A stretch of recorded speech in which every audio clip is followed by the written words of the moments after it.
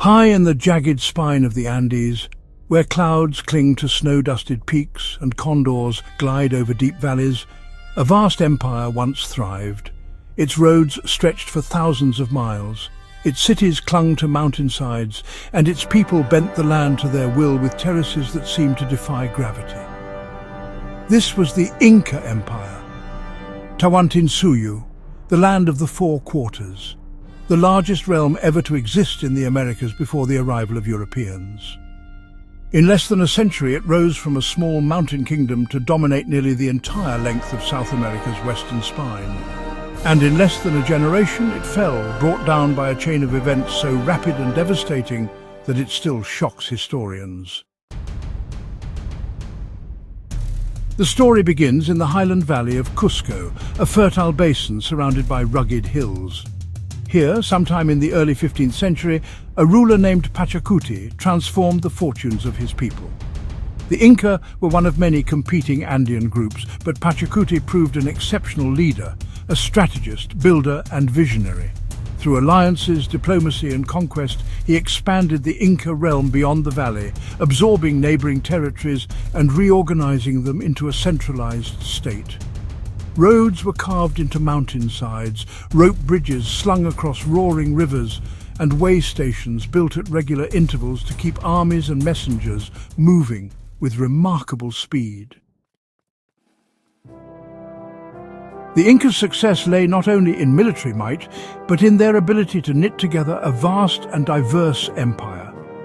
From the coastal deserts to the Amazon rainforest, they ruled over more than 10 million people speaking dozens of languages. Local rulers, or curacas, were allowed to keep their positions if they pledged loyalty to the Sapa Inca, the emperor.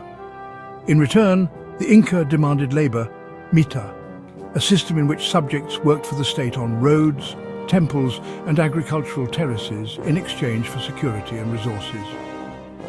Tribute did not come in the form of money, for the Inca had no currency.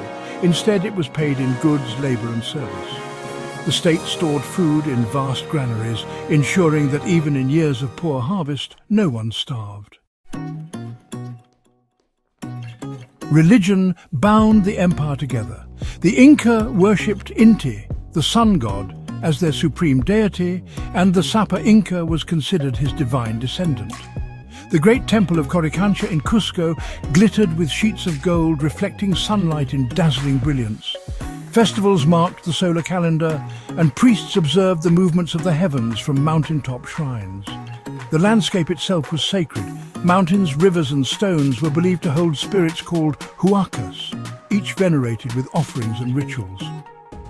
This deep connection to the land was reflected in their engineering. The Inca did not simply build on the land, they built with it, blending their architecture seamlessly into the contours of nature. The jewel of Inca architecture remains Machu Picchu, the lost city perched on a ridge between forested peaks. Though never discovered by the Spanish, it stands as a testament to Inca ingenuity. Finely cut stones fitted so precisely that no mortar was needed. Agricultural terraces cascading down steep slopes and water channels running clear from mountain springs. Machu Picchu was not an isolated marvel. It was one of many royal estates, ceremonial centers, and administrative hubs scattered across the empire, all connected by the Capac Nan, the great road network. By the early 16th century, the Inca Empire stretched from what is now Colombia to central Chile, nearly 2,500 miles, making it comparable in size to the Roman Empire. Yet for all its power, it was a young empire, still holding together a patchwork of conquered peoples. Beneath the surface, tensions simmered, and the system that kept Tawantinsuyu running depended heavily on the authority and charisma of the Sapa Inca. When that authority was shaken, the empire's stability would crumble with astonishing speed. The blow came not from the mountains, but from the sea. In 1526, Spanish explorers sailing up the coast of South America brought with them an invisible invader, smallpox. The disease spread faster than the conquistadors themselves, racing along trade routes and killing thousands who had never seen a European face. Inca towns and villages were devastated. Among the dead was the Sapa Inca, Huayna Capac, and his designated heir. The empire was left leaderless, and two surviving sons, Huasca and Atahualpa, plunged into a brutal civil war over the throne. Armies marched across the empire, burning villages and draining resources. By the time Atahualpa emerged victorious, Tawantinsuyu was weakened and divided. It was in this moment of vulnerability that Francisco Pizarro and his band of fewer than 200 Spaniards arrived in 1532. They came not as merchants or diplomats, but as conquerors, armed with steel swords, horses and firearms, technologies, that were completely unknown in the Andes. Pizarro invited Atahualpa to a meeting in the town of Cajamarca.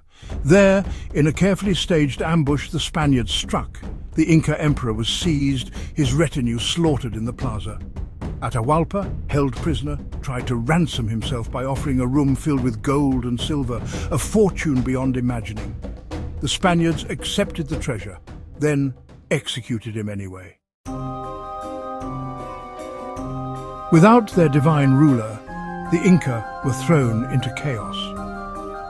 The Spanish advanced toward Cusco, aided by native allies who saw in the newcomers a chance to escape Inca domination. Resistance flared, and Inca generals fought fierce campaigns from the mountains, but the combination of Spanish weaponry, cavalry, disease, and internal division proved overwhelming. By 1533, the Spaniards had entered Cusco, looting temples and melting down the golden treasures of Coricancha. The empire that had risen so quickly was gone almost as fast. Yet the fall of the Inca was not absolute. In the remote Vilcabamba region, a rump state held out for decades under the rule of Inca princes, conducting guerrilla warfare against the Spanish. It was not until 1572 that the last Inca ruler, Tupac Amaru, was captured and executed, ending organized resistance. But even then, Inca culture, language and traditions did not vanish. In the highlands, Quechua, the language of the Inca, remained widely spoken, and agricultural terraces continued to feed communities. In many Andean villages, the old gods lived on alongside Catholic saints. Their worship blended into a syncretic faith that preserved ancient beliefs under new names. Today, the legacy of the Inca is written not only in the stones of Machu Picchu or the ruins of Sacsayhuaman, but in the living culture of the Andes. Farmers still plant by the rhythms of the sun and moon, weaving intricate textiles whose patterns tell stories passed down for generations. Festivals honoring Inti still take place in Cusco each June, the streets filling with dancers in brilliant costumes, the air ringing with music that blends pre-Columbian instruments with colonial influences. The roads and terraces built by Inca engineers still stand, a testament to their understanding of the land and its forces.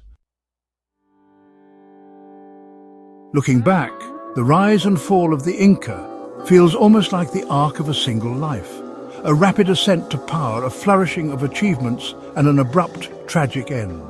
In less than 100 years, they built an empire that rivaled the greatest in human history, without the wheel, without iron, and without a written language in the traditional sense. They ruled by organization, adaptation, and a deep connection to their environment. And when they fell, they did so not only because of foreign invasion, but because the threads holding their world together were already frayed by disease and civil war. Standing among the terraces at Machu Picchu as clouds drift through the mountains, it is easy to imagine the empire still alive. Messengers running along the high roads, priests making offerings to the sun at dawn, farmers working the fields in the valleys below. The stones remember, even if the empire has passed into history. The Inca may be gone, but their sun has never truly set over the Andes.